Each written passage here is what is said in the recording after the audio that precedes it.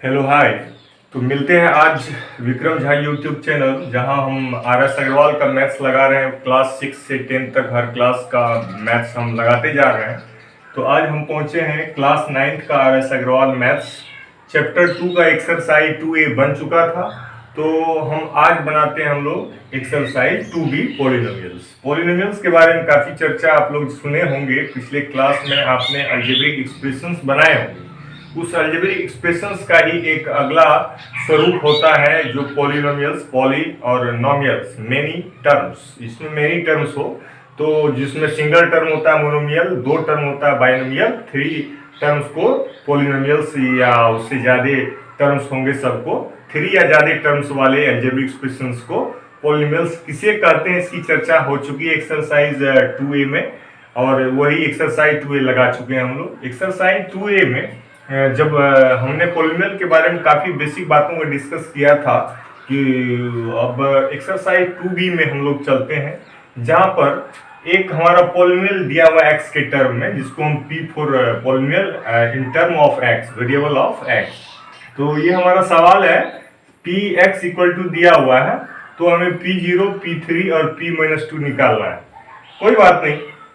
तो पॉलिनोमियल जो दिया हुआ है, एक बात आप नोट किए, ये स्टैंडर्ड फॉर्म में नहीं लिखा हुआ है। तो इसको सबसे पहले Px को आप लोग स्टैंडर्ड फॉर्म में लिखिएगा, हाईएस्ट से लेकर के लोवेस्ट पावर तक के आधार पर। तो इसमें हाईएस्ट पावर आपको 2x² दिख रहा होगा। उसके बाद उससे कम पावर इस पे है -4x में x पे पावर 1 है।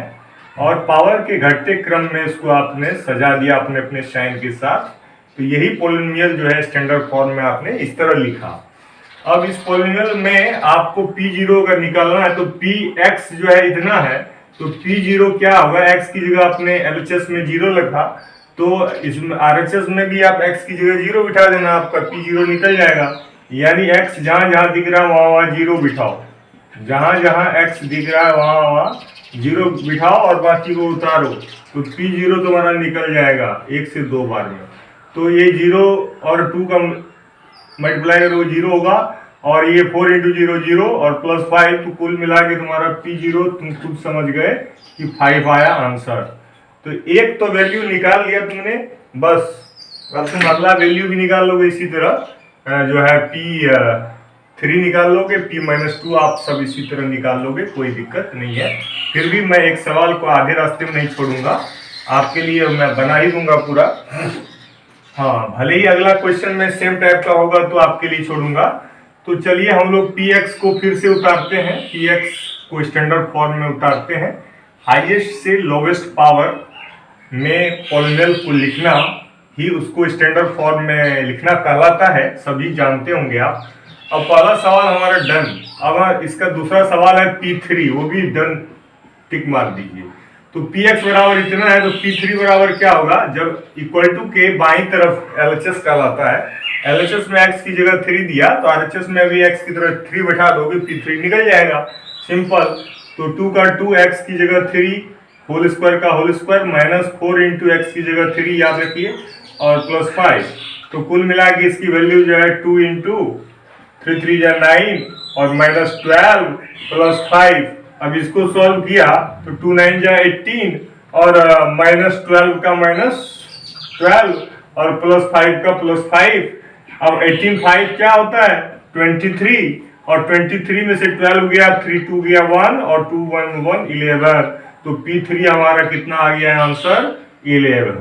तो ये होता है वेरी इजी टू सॉल्व। इसी तरह P-2 भी निकलेगा और हम निकाल ही लेते हैं और फिर आगे बढ़ेंगे इसके बाद। तो अब हमारा Px लिखा हुआ है ही, अब हम यहाँ से इरेज करेंगे तो आपको समझ में आ जाएगा कि सेम टू सेम आपका थर्ड नंबर P-2 भी निकाल लेंगे आप इसी सवाल पे। तो P-2 निकालेंगे तो x की जगह आपने -2 LHS में दिया है, तो RHS में भी आप x की जगह क्या लिखोगे, -2। जहां जहां x दिख रहा है वहां वहां -2 बैठा दो अपने साइन के साथ। तो P-2 आपका आंसर आता जा रहा है स्टेप बाय स्टेप। 2 का 2, -2 का होल स्क्वायर +4 होता है, -4 इंटू -2 आपका +8 होता है, +5।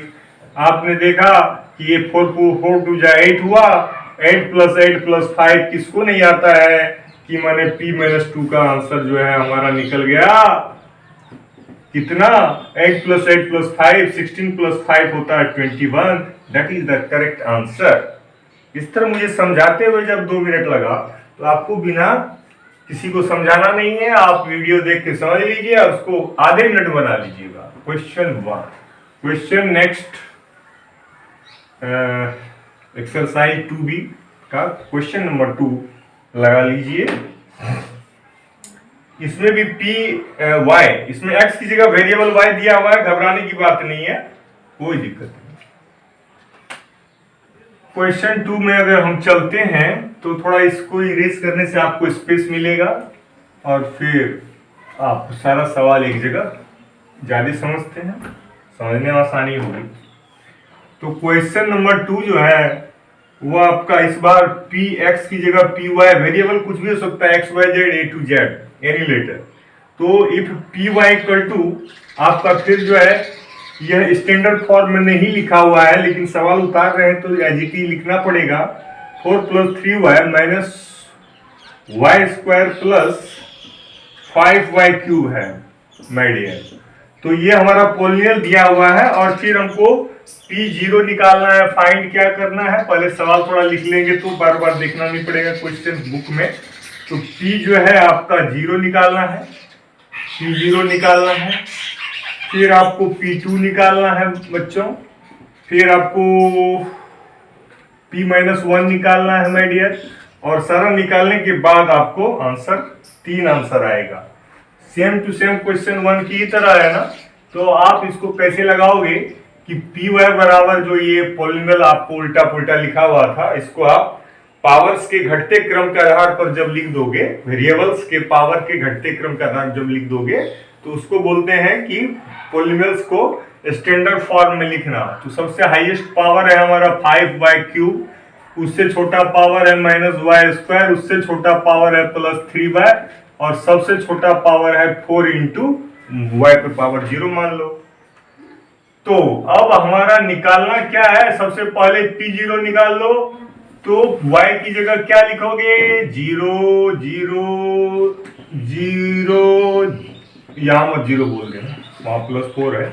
और देखो 5 का मल्टीप्लाई 0 से करोगे 0, 0 का होल स्क्वायर 0, और 3 × 0 0 +4।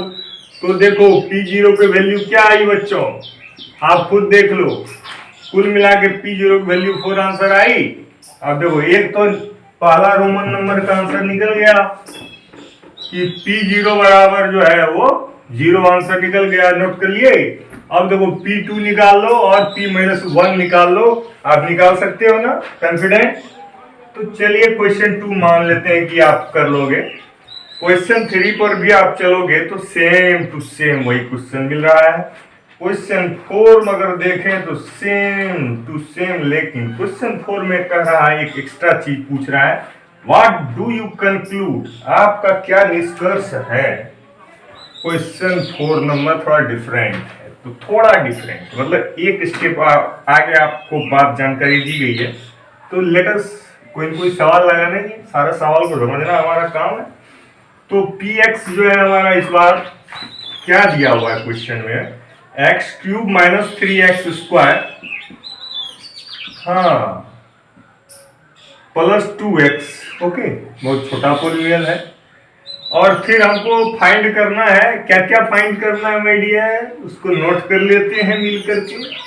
P0, फिर P1 और फिर P2, वाह वाह, एक तरफ से 0 1 2, P1 P0 P1 P2 निकाला है। अच्छा निकाल लेंगे P0 P1 P2, तब कह रहा व्हाट डू यू कंक्लूड, तब आपका क्या निष्कर्ष निकल रहा है।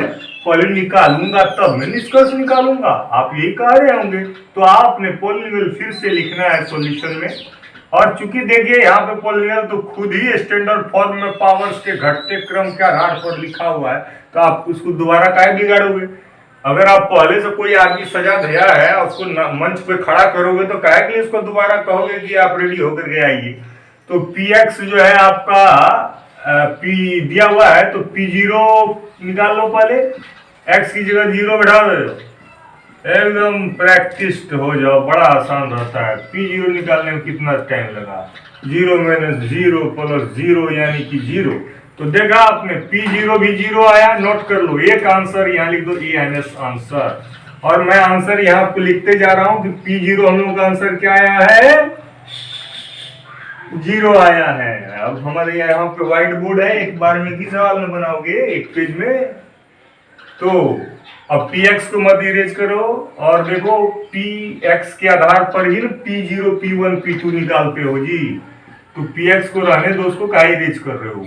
तो P0 निकल चुका है, तो P1 निकालोगे तो x की जगह 1 लिखोगे, नहीं लिखोगे, मत लिखो, सवाल बनेगा नहीं।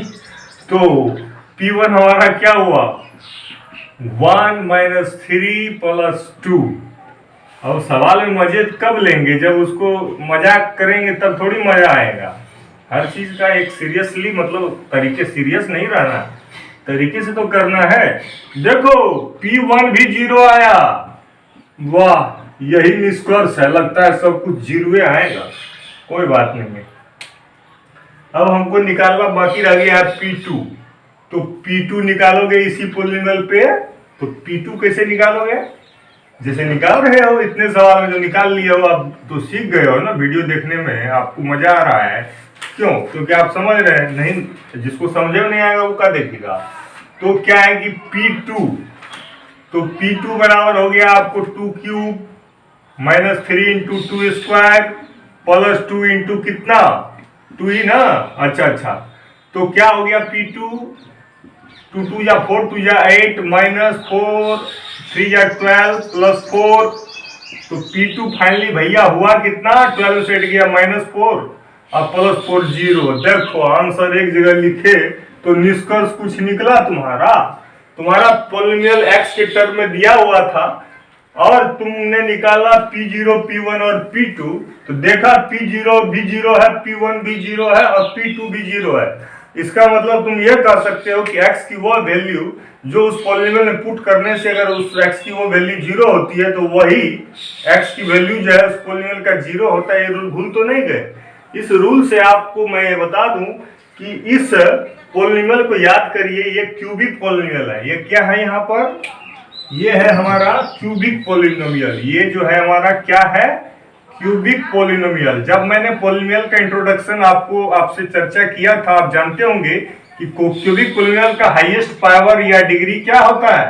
What is the highest power of cubic polynomial, everyone knows the highest power और degree of the cubic polynomial is 3। तो आप पूछेंगे सर ऐसा क्यों आप पूछ रहे हैं, मैं इसीलिए पूछ रहा हूं कि अगर किसी पॉलिनोमियल का हाईएस्ट पावर 3 है तो उसके कितने जीरो हो सकते हैं मैक्सिमम। तो आप कहेंगे सर मैक्सिमम पावर 3 है तो मैक्सिमम 3 जीरो हो सकता है। देखिए इसका 3 जीरो निकला कि नहीं। तो what do you conclude after getting P0, P1 and P2 is 0। तो वी कैन कंक्लूड कि दिस पॉलिनोमियल हैज 3 जीरोस। इसमें आपको आंसर क्या लिखेंगे, दिस पॉलिनोमियल, ये जो हमारा पॉलिनोमियल है क्यूबिक पॉलिनोमियल है, उस क्यूबिक पॉलिनोमियल का जो है हैज 3 जीरोस।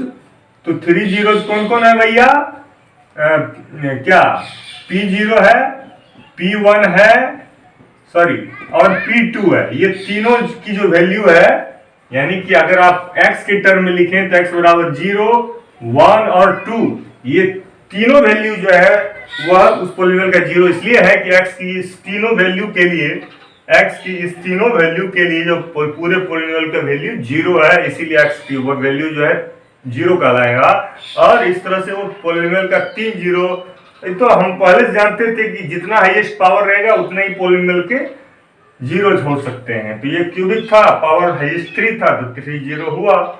इसीलिए हमने क्वेश्चन 4 लगाया तो थोड़ा चर्चा हो गया विशेष बात का। क्वेश्चन नंबर 5 पे चलते हैं। क्वेश्चन नंबर 5 क्या कह रहा है, इफ px की वैल्यू दी हुई है, मैं देख पा रहा हूं, और इसमें सिंपली इसमें भी है आपका कि सबका वैल्यू निकाल लीजिएगा। और what do you conclude about the zeros of px। तो px के कितने जीरो हैं, जितने इसमें हाईएस्ट पावर है, पावर 3 है इसमें, तो उसमें भी 3 जीरो निकलेगा। लेकिन इसमें आपको इज जीरो ऑफ px, यानी कि px का जब आप P0 निकालोगे तो पूछ रहा है जीरो है कि नहीं, तो आप देखना P0 निकालते हो उसकी वैल्यू अगर जीरो आती है तो जीरो होगा, नहीं आती है तो जीरो नहीं होगा, दैट्स ऑल। तो ये तो आपको इसमें ही समझा दिया क्वेश्चन 4 में। क्वेश्चन 4 और 5 लगभग सेम है, और क्वेश्चन नंबर 6 जो है वो वेरीफाई करना है, तो थोड़ा मैं भी बना देता हूँ, हालांकि है कुछ नहीं। तो let us come on to the question number 6 very easily. तो मन लगता है ना जब सवाल को समझते हैं। अभी यहाँ पर सिर्फ आपको पॉलिनॉमियल का जीरो समझ गए हैं, तो मैंने बार बार बताता हूँ बीच बीच में भी, पॉलिनॉमियल का जीरो जो है वो वेरिएबल एक्स या वाई या जेड जो भी वेरिएबल है उसका वो वैल्यू होता है जिसको उस पॉलिनॉमियल में पुट करने से उस पूरे पॉलिनॉमियल की वैल्यू जीरो आ जाती है। तो एक्स वाई जेड की यानी वेरिएबल की वही वैल्यू उस पॉलिनॉमियल के लिए जीरो कहलाती है।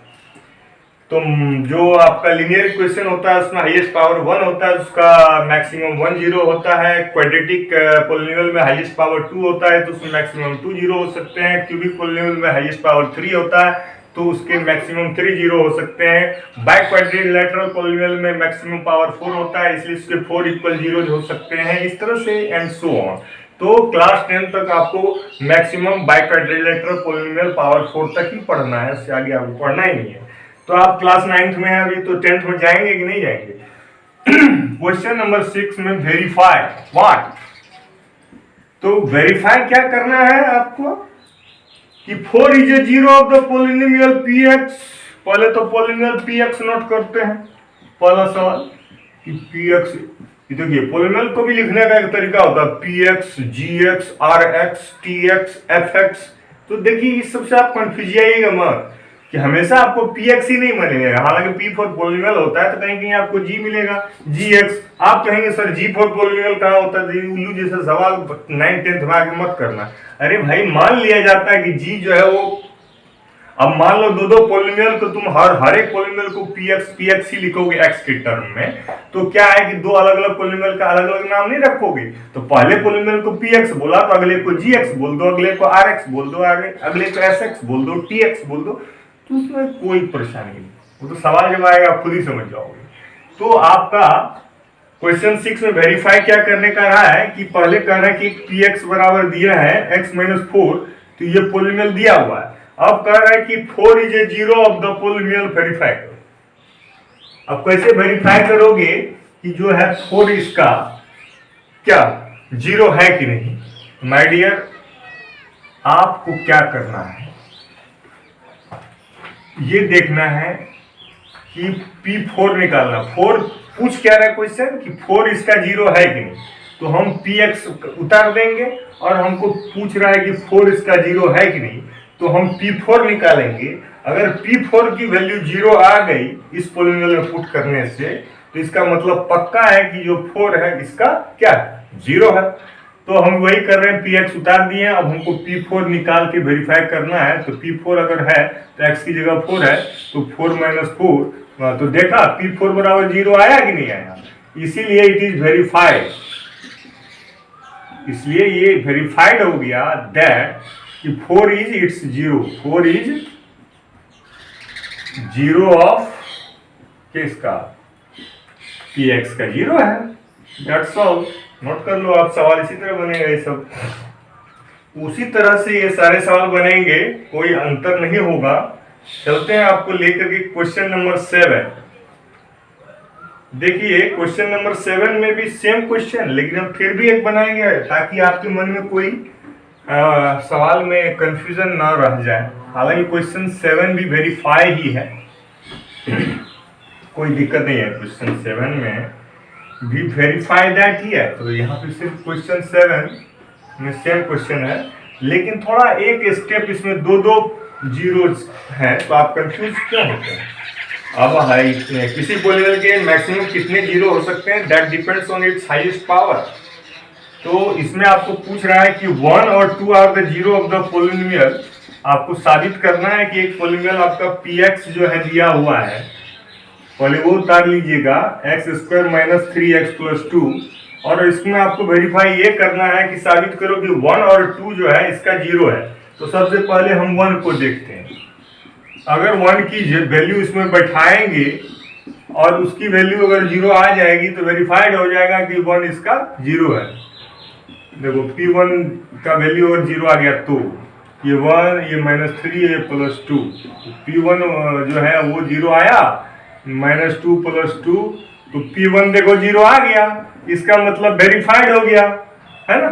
अब अगला वेरिफिकेशन ये तुम्हें करना है कि P1 तो हो गया, अगला क्या पूछ रहा था तुमको कि P2 मतलब 2 इसका वो है कि नहीं, 0 है कि नहीं। तो P2 अगर तुमने यहाँ पे x की जगह 2 लिखा तो यहाँ भी x की जगह 2 बैठाओ, x की जगह 2 बैठाओ, तो ये हो गया 2 2 या 4 और ये हो गया 3 2 या 6, तो P2 बैठाओ, तो P2 अगर 0 हो जाए तब ना, 4 में से 6 गया कितना होता है -2 और +2, देखो P2 भी 0 आ गया, इसलिए वेरीफाइड हो गया कि जो है आपका P1 और P2 जो है 0 है, वो आपका पोलिनल दिए हुए पोलिनल का, क्योंकि उसको जब हम पोलिनल में पुट किए x की वैल्यू 1 और 2 तो पोलिनल की वैल्यू 0 आ गई है, देख नहीं रहे हो, तो वेरीफाइड हो गया।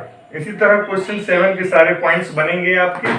Question 8, find the zeros of the polynomial. अच्छा क्वेश्चन है आपके लिए, कोई पोलिनल दिया रहे तो उसका आप 0 कैसे निकालेंगे। जो 0 का मतलब होता है x की वो वैल्यू, बार बार बताता हूं कि x की वो वैल्यू जिस वैल्यू को उस पोलिनल में पुट कर दोगे तो उसका ओवरऑल वैल्यू 0 आ जाए, x की वही वैल्यू उस पोलिनल का 0 कहलाता है।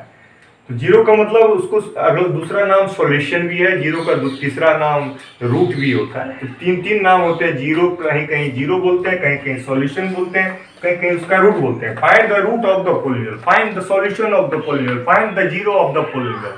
तीनों क्वेश्चन एक ही हो गया। तो क्वेश्चन नंबर अगर 8 आप यहाँ पढ़ते हो कि find the zeros of the polynomial, तो यहाँ पे पोलिनोमियल उतारो पहला सवाल में पोलिनोमियल क्या है, तब तो उसका 0 निकालोगे। तो Px जो है वो दिया हुआ है तुम्हारा x-5, इसका 0 तुमको सपना नहीं ना आएगा, कोई न कोई ट्रिक सीखोगे तब ना तुम इसका 0 समझोगे। इसका ट्रिक सिखा देता हूं कि यहाँ पे तुम मान लेना लेट Px बराबर 0। तो अब तुम ये सब बात छोड़ो, तुमको ये समझना चाहिए, एक तो तुक्का लगा के बता देता हूँ। देखो ये P जो है x की वैल्यू अगर तुम यहाँ 5 रखोगे तो x की जगह 5 - 5 0 आ जाएगा ना, पोलिनोमियल की वैल्यू 0 आ गई ना। तो तुमको x बराबर 5 का आइडिया कहाँ से मिला, हम तो दिमाग लगा लिया, हमको आता है। तो तुमको ये x की जगह हम 5 ही बैठाएंगे, इसका आइडिया ऐसे आएगा। जैसे पोलिनोमियल जो दिया रहे ना उसके इक्वल टू में 0 लिख लो, ओके, और आगे उसमें साइड चेंज करके x की वैल्यू निकालो। x को अपने साइड रहने दो, -5 का साइड चेंज करोगे 0 + 5, तो मैंने तुम्हें x का आइडिया 5 आया है कि नहीं। तो यही x बराबर 5 जो है इस पोलिनोमियल का 0 है, दैट इज आंसर। आइडिया यहां से आएगा तुमको। तो एक तरीका सीखे आप कि किसी भी दिए हुए पोलिनोमियल का अगर 0 निकालना हो, दूसरा भी बना देता हूं, तो तुम्हें क्या होगा, उस पोलिनोमियल की इक्वल टू 0 लिख करके x की वैल्यू निकाल लेनी है, दैट इज आंसर। तो यहाँ पर तुम्हारा अगला पोलिनोमियल मैंने कहा था, किसी पोलिनोमियल नाम Px, किसी का नाम Gx, किसी का नाम Qx रहेगा, तो परेशान मत होना। तो अगला पोलिनोमियल Qx है हमारा x + 4, तो तुम x + 4 बराबर क्या मानोगे 0 और x बराबर -4, that is answer of this question. ऐसे ही किसी भी पोलिनोमियल का 0 मांगे, है ना, जैसे मान लो Pt बराबर एक पोलिनोमियल दिया है 2t - 3, और कहेगा कि इसका 0 निकालो, तो क्या करना, इसके बराबर में 0 लिख देना, और इसमें t जो है वेरिएबल है तो साइड चेंज करके -3 का साइड चेंज होगा +3, तो t बराबर क्या होगा 3 अपने साइड में, 2 मल्टीप्लाई में डिवाइड में आएगा 3/2 आंसर। जाके देखो आंसर, और आंसर क्या देखोगे, t बराबर 3/2 की वैल्यू यहाँ प्लस करो, अगर दोनों को प्लस करोगे 0 आएगा, प्रूफ हो जाएगा। इसी तरह सारा बनाना। और फिर अगला क्वेश्चन है कोई इसमें, देख लो। अगर कोई अगला क्वेश्चन नंबर 9 पे आ जाओ, क्वेश्चन 9। कोई दिक्कत थोड़ी है, पोलिनोमियल का सब में एक ही सवाल है। अब देखिए आर एस अग्रवाल में क्या होता है, कई एक्सरसाइज होते हैं, अच्छा ही तो है ये सारे एक्सरसाइज में, हर एक्सरसाइज में कुछ न कुछ एक तरह की चीज दिया हुआ रहता है। अब एक तरह की चीजों में भी 10 तरह की बातें होती, तो उस 10 तरह की बातें 10 तरह के सवाल बनाओगे तब तो समझ में आएगा। क्वेश्चन 9 है, if two and zero are the if two and zero are the zeros of the polynomial this, then find the values of a and b. Okay, पहले सबसे क्या करो, क्वेश्चन को बार बार पढ़ो और फिर देखो एफ एक्स मतलब होता है फिर वही बात, पोलिनोमियल को कैसे भी लिखा सकता है, एफ एक्स, पी एक्स, जी एक्स, कुछ भी। तो एफ एक्स बराबर का मतलब हुआ एक्स के वेरी टर्म में जो है हमारा पोलिनोमियल दिया है क्वेश्चन में 2x³ minus 5x² plus ax+b, इतना साफ साफ लिख लेना पोलिनोमियल। और तब जो है तुम्हें find the values of a and b, है ना, हिंट f2 बराबर 0 एंड f0 बराबर 0, वो तो सबको पता है। तो 2 और 0 जो है इसका 0 है इस पोलिनोमियल का। देखो दो बातें इसमें दिया हुआ है और कि आपका f2 भी 0 है, f2 भी क्या है 0, याद रखना। और एक चीज और पूछ कर रहा था, f2 0 है और f0 भी 0 है, ठीक है। तो f2 बराबर 0 है तो हम f2 की वैल्यू इस पोलिनोमियल में पुट करके 0 लिख देंगे, 2 × 2 का cube minus 5 × 2² plus a × 2 plus b बराबर 0। क्योंकि अगर f2 का इसका 0 है तो f2 इस पोलिनोमियल में पुट करेंगे तो 0 आएगा ना। तो आगे बढ़ते हैं, 2 2 जा 4 2 जा 8 2 जा 16, यहां से उतार रहा हूं 16 माइनस 5 2 2 जा 4 5 जा 20 और फिर प्लस 2a अब प्लस b बराबर 0। तो और सिंप्लीफाई करो, 16 माइनस 20 क्या होता है -4 और प्लस 2a प्लस b बराबर 0 हुआ। तो 2a प्लस b बराबर क्या हुआ 0 प्लस 4 यानी 4, इसको मान लेना इक्वेशन 1 बचवा। अब तुम्हारा एक और 0 दिया हुआ था बेटा कि f0 जो है वो अभी इसका 0 है, यानी कि x की वैल्यू जो 0 है इसका 0 है। तो हम f0 इसमें पुट करेंगे, पोलिनोमियल में उसकी वैल्यू कितनी आएगी 0 आएगी। तो हम इसी का फायदा उठा लेंगे, यहाँ पे f0 बराबर 0 बाद में लिखेंगे, जैसे वहां भी लास्ट में लिखे थे। तो हम पहले यहाँ का जो पोलिनोमियल है उस पोलिनोमियल में x की जगह 0 बिठाओ, 0 का cube minus 5 × 0² plus a × 0 plus b बराबर क्या हुआ 0। अब देखो 2 और 0 0 हुआ, यहाँ भी 0 हुआ और यहाँ भी 0 ही हुआ और यहाँ पर b बराबर 0। तो ये 0 का क्या मतलब है, यानी कि कुल मिला के b बराबर 0 आया। एक आंसर तुमको कह रहा था कि a और b की वैल्यू प्राप्त करो, तो आपको तो b बराबर 0 की वैल्यू आ गई। तो b बराबर 0 की वैल्यू अगर इस इक्वेशन में पुट कर देंगे तो a की भी वैल्यू निकल जाएगी, समझदार हैं आप। तो हमारा एक आंसर निकल गया ना b बराबर 0। तो b बराबर 0 की वैल्यू जब आप याद रखिए, देखिए एक आंसर आपका क्या है b बराबर 0। तो हम इस इक्वेशन में पुट कर रहे हैं, putting the value of b equal to 0 in the equation 1, इतना लिख लीजिएगा जब बनाइएगा सवाल। तो 2a का 2a प्लस b की जगह 0 बराबर 4 और 2a बराबर हो गया आपका 4, तो a बराबर 2 नहीं हो गया साइड चेंज से, तो a बराबर 2 और b बराबर 0 आपका आंसर आ गया।